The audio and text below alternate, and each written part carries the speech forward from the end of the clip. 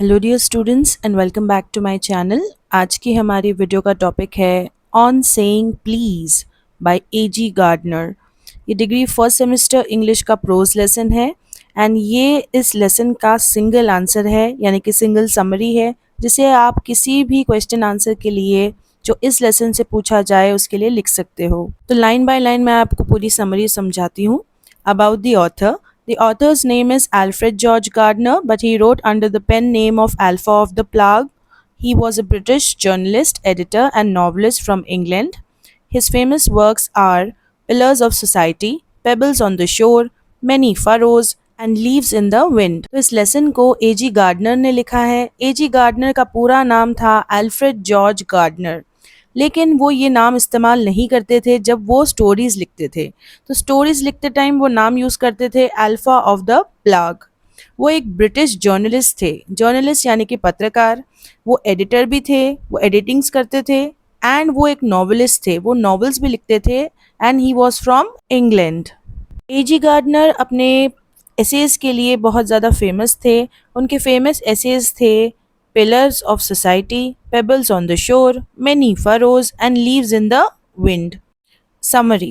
In this essay, On Saying Please, the author discusses the importance of politeness and how it helps in human communications.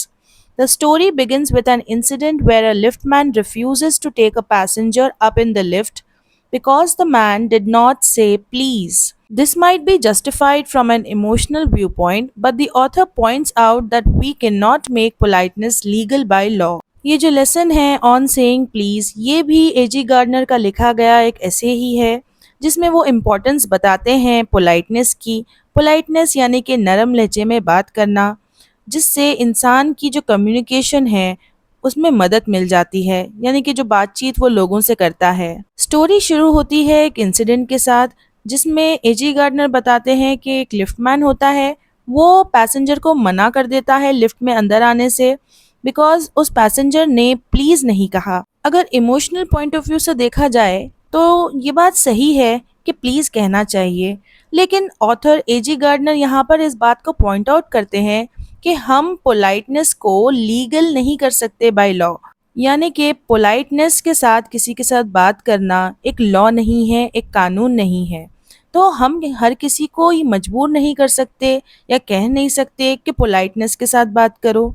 The liftman had no right to assault the passenger, no matter how rude the passenger was. A.G. Gardner compares this to a different situation with the example of a bus conductor who continues his politeness even when a passenger behaves rudely. This attitude of the conductor changed the tense situation and showed the other passengers how polite behavior helps. This essay teaches us that laws can protect us from physical harm but cannot force people to be polite as it is a voluntary virtue. AG Gardiner कहते हैं कि liftman को कोई भी हक नहीं है कि वो असॉल्ट करे पैसेंजर को।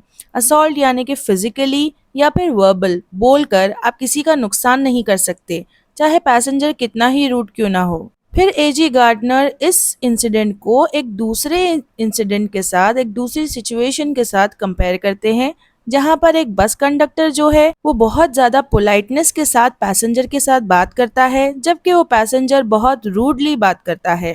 अब कंडक्टर के ऐसे एटीट्यूड की वजह से जो टेंस सिचुएशन थी वो चेंज हो गई और दूसरे पैसेंजर्स को भी पता चला कि किस तरह पोलाइट बिहेवियर मदद करता है एक बुरी या ख़राब सिचुएशन से बाहर आने में। ये ऐसे हमें सिखाता है कि किस तरह हमें कानून जो है वो प्रोटेक्ट करते हैं फिजिकल हार्म से, यानी कि फिजिकली किसी भी चीज़ को हमें नुकसान पहुंचाने से बचाते हैं, लेकिन हम लोगों को फोर्स नहीं कर सकते कि वो पोलाइट रहें, बिकॉज पोलाइट रहना तो एक वॉलंटरी वर्च्यू है।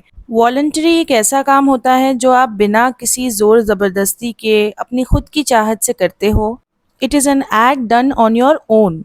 एंड वर्च्यू जो है वो होता है हाई मॉरल स्टैंडर्ड्स रखना या दिखाना। तो वॉलंटरी वर्च्यू का मतलब है कि मॉरल क्वालिटी या फिर मॉरल बिहेवियर को चूज करना और फिर उसको प्रैक्टिस करना बिना किसी के फोर्स के। तो एक इंडिविजुअल के ऊपर डिपेंड करता है कि वो क्या चूज करता है, रूड रहना या पोलाइट रहना। The author says that good manners help create harmony and goodwill in society, so he encourages people to be polite and not rude.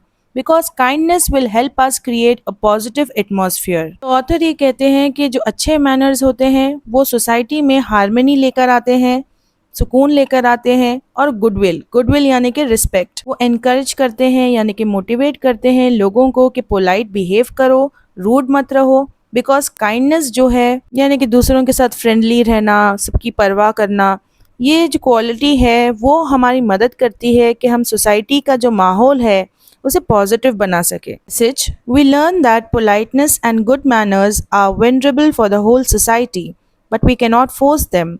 If we choose to be kind, then it will be a pleasant environment. तो इस lesson का message ये है कि हमें politeness के साथ जीना चाहिए और पोलाइटनेस को सीखना चाहिए, बिकॉज गुड मैनर्स जो है वो वेनरेबल होते हैं, यानी कि एक बहुत ही रिस्पेक्टेबल क्वालिटी है वो सारी सोसाइटी के लिए, लेकिन हम इस चीज़ को फोर्स नहीं कर सकते। आज अगर हम चूज़ करते हैं काइंडनेस, तब हमारा जो इन्वायरमेंट है वो बहुत ही ज़्यादा प्लेजेंट हो जाएगा। प्लेजेंट यानी कि हैप्पीनेस होगी उसमें एंड कंफर्ट होगा।